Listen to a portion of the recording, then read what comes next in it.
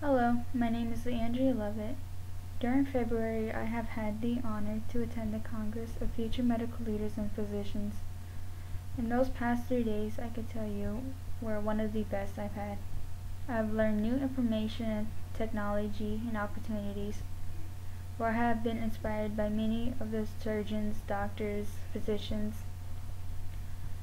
and I could tell you that I have been really inspired. I'm proud to say that I have attended and I would recommend it for anyone. My goal in life in the future is to become a surgeon.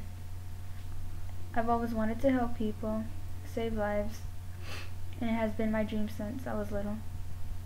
A couple years ago, I learned that my pastor, Greg Rollinger of Palm Valley in Arizona, he has been living with the disease for about 5 years now, and he has been well since then, but recently his disease has come to the time where it has worsened and is starting to take over his body.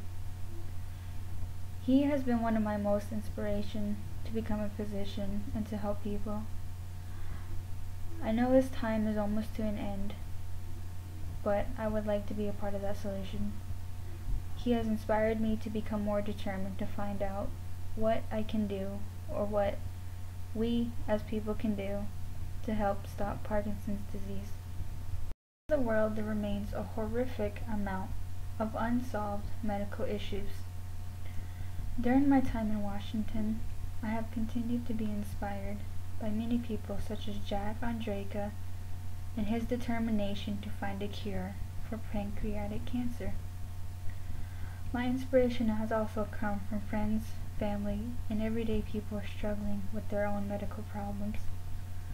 Dan Sullivan inspired me most because of his mentioning in neurogenesis and listening to the fact the human brain can reproduce new neurons. This inspired me to think of a way to end Parkinson's disease. Many people have asked the question, why?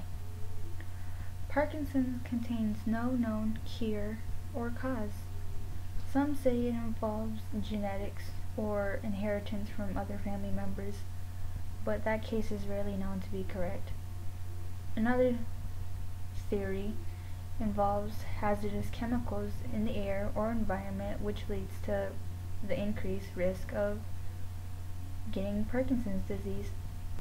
The most common theory scientists believe to be the cause of Parkinson's disease is neurons or nerve cells, which are located in the brain, start to break down or disintegrate. The early symptoms start because the loss of neurons, which produce a certain chemical called dopamine. And if the dopamine levels decrease, it then causes irregular brain activity. This starts as the first sign of Parkinson's disease. And since my idea to end Parkinson's, or at least try to end Parkinson's and become a solution to this problem, involves the mentioning of neurogenesis by Dan Sullivan. The disease involves a breakdown and loss of neurons in the brain. Neurogenesis could act as the key or solution. After birth, some neurons die while others functionally combine with the surrounding brain tissue. During this time as adults, these neurons can no longer regenerate on their own. The first sign of Parkinson's involves a decrease of dopamine due to the loss of neurons. Therefore, neurogenesis comes into play since adults can no longer regenerate neurons. We can use neural stem cells to reproduce neurons by the course of neurogenesis. Since neural stem cells are self-restarting cells that can generate the main phenotypes of the nervous system.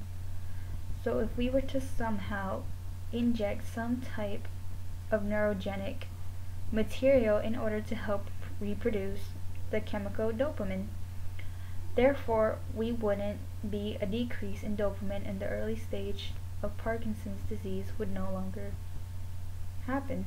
And by this would allow people to become tested for any decrease of neurons in their brains, and then possibly they become treated more quickly and possibly not catch Parkinson's disease. Due to modern technology, Rollinger underwent surgery, also known as deep brain stimulation surgery, and it has allowed the disease to slow down its process. This then allowed Rollinger to stop his constant tremors, restricted movement, and slurred in his speech. Although the surgery did not fully stop his symptoms but has slowed down the process, has allowed for Greg to recover slightly. This treatment does not act as a cure for Parkinson's disease. Millions suffer through this silent killer every day, and millions of lives are lost from it. But with our new and refreshed minds, together we can find a cure. Every day scientists research and test new experiments to stop Parkinson's so they may end the suffering in the world. For if a cure were discovered, many lives would become saved from the horrid outcomes due to the symptoms. Less people would not have to suffer thinking about their limited life or time before the disease overcomes. We must find a cure, whether cancer, spinal or brain damage, for the world would become less depressant due to uncured illnesses. If this idea were to work, Parkinson's could possibly become treated before it started or starts, and we could save 1 million lives and then possibly find a cure for cancer as well. Thank you for your time. I am Leandria Lovett, and thank you, Congress of Future Medical Leaders and Physicians. Bye.